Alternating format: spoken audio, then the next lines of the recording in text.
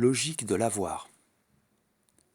Dans l'homme comme dans la société, une même racine du mal, la spéculation.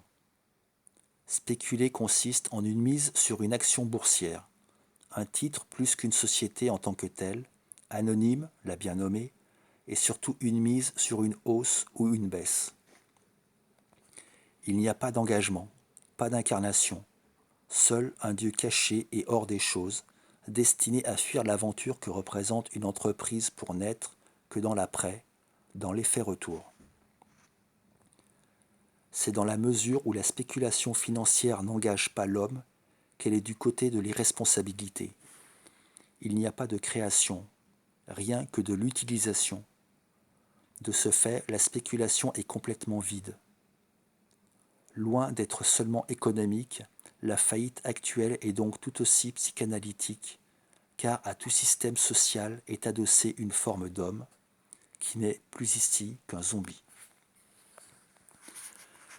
Le mal individuel est un mal collectif, le mal de millions d'individus. La spéculation est à l'origine de la ruine d'États entiers, coextensive à la ruine mentale, et globalement, le symptôme est l'effet de la décadence de l'Europe.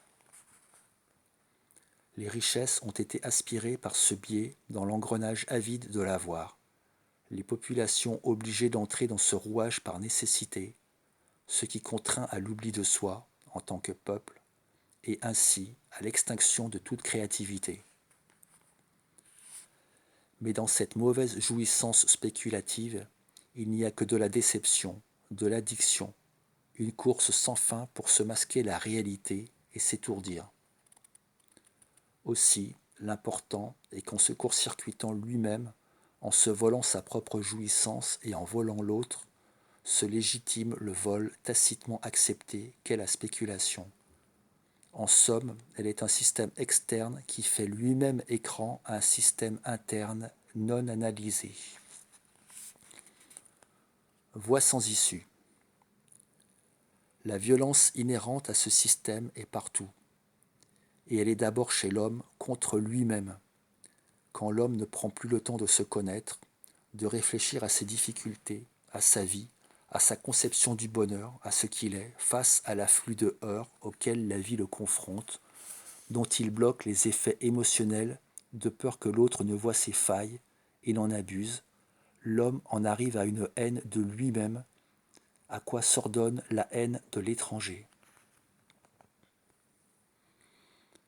Car l'étranger, l'être rangé, est le symbole du différent qu'il est et qu'il ne parvient pas à être.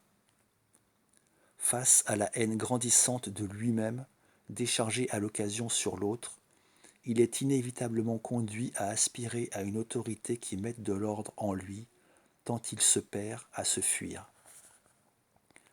Le problème de cette voie, où il n'y a jamais d'arrêt, c'est qu'elle est condamnée.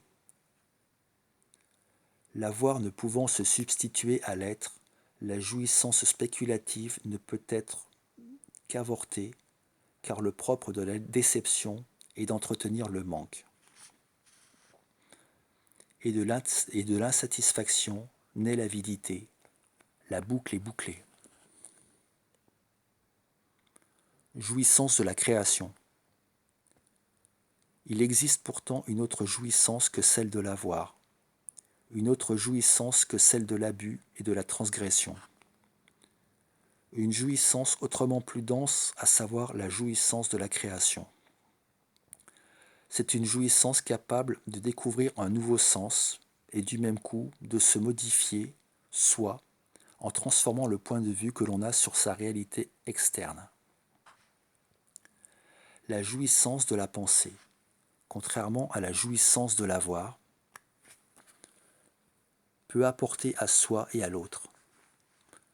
C'est une jouissance génératrice de liberté, d'ouverture, productrice de sens, là où la jouissance de l'avoir est une jouissance de fermeture, de prise pour le repli où le sujet se condamne.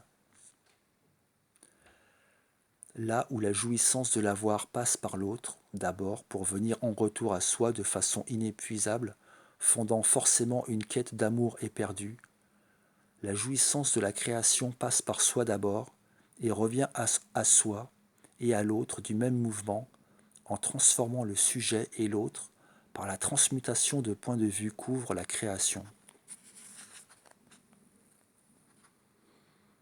Soit pour survivre. À cet égard, nombre d'intellectuels stigmatisent et déplorent l'individualisme actuel. Or, si le problème de cet individualisme est réel, cette stigmatisation et cette culpabilisation le posent mal. D'une part, ils voient à tort un égoïsme dans ce repli, alors que ce prétendu égoïsme n'est qu'un mécanisme de survie dans un système qui broie les hommes. D'autre part, ils voient à tort dans l'identification au collectif la solution à ce problème réel. Cette fuite individualiste témoigne précisément, à contrepente, du fait que l'individu qui se fuit essaye de se dissoudre et de s'abolir dans le collectif.